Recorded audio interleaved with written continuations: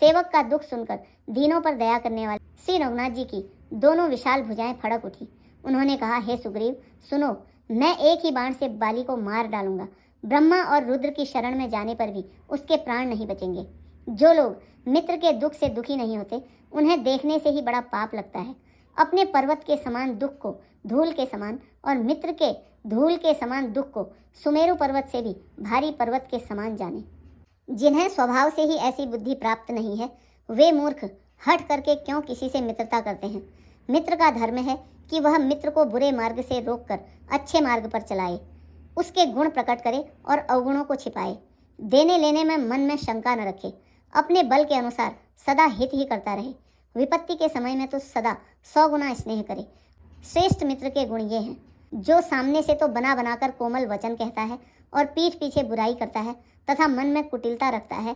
हे भाई, इस तरह जिसका मन सांप की चाल के समान टेढ़ा है, ऐसे कुमित्र को तो त्यागने में ही भलाई है। मूर्ख सेवक, कंजूस राजा, उल्टा स्त्री और कपटी मित्र, ये चारों शूल के समान पीड़ा देने वाले हैं। हे सखा, मेरे बल पर अब तुम चिंता छोड़ दो। मैं सब प्रकार से तुम्हारे काम आऊँगा, तुम्हारी सहायता करूँगा। सुग्रीव ने कहा, हे रघुवीर, सुनिए, बाली महाबलवान और अत्यंत रणधीर है। फिर सुग्रीव ने श्री राम जी को दुंदुभि राक्षस की हड्डियां और ताल के वृक्ष दिखलाए। श्री रघुनाथ जी ने उन्हें बिना ही परिश्रम के आसानी से ढहा दिया। श्री रामचंद्र जी का अपरिमित बल देखकर सुग्रीव की प्रीति बढ़ गई और उन्हें विश्वास हो गया कि ये बाली का वध अवश्य करेंगे। वे बार बार चरणों में सिर नवाने लगे। प्रभु को पहचान कर सुग्रीव मन में हर्षित हो रहे हैं। जब ज्ञान उत्पन्न हुआ तब वे ये वचन बोले कि हे नाथ, आपकी कृपा से अब मेरा मन स्थिर हो गया। सुख, संपत्ति, परिवार और बड़प्पन सबको त्याग कर मैं आपकी ही सेवा करूंगा, क्योंकि आपके चरणों की आराधना करने वाले संत कहते हैं कि ये सब सुख, संपत्ति आदि राम भक्ति के विरोधी हैं। जगत में जितने भी शत्रु, मित्र और दुख सुख आदि द्वंद्व हैं, सब के सब माया रचित हैं, वास्तव में ये हैं ही नहीं।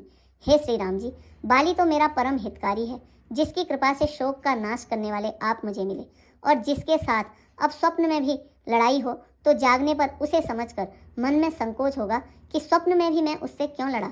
हे प्रभु, अब तो इस प्रकार कृपा कीजिए कि सब छोड़कर दिन रात मैं आपका भजन ही करूं। सुग्रीव की वैराग्य युक्त वाणी सुनकर, उसके क्षणिक वैराग्य को देखकर हाथ में धनुष बाण धारण करने वाले श्री राम जी मुस्कुराकर बोले, तुमने जो कुछ कहा है वह सभी सत्य है, परंतु हे सखा, मेरा वचन मिथ्या नहीं होता, अर्थात बाली मारा जाएगा और तुम्हें राज्य मिलेगा। काकभुसुंडी जी कहते हैं, श्री राम जी सबको नचाते हैं, वेद ऐसा कहते हैं।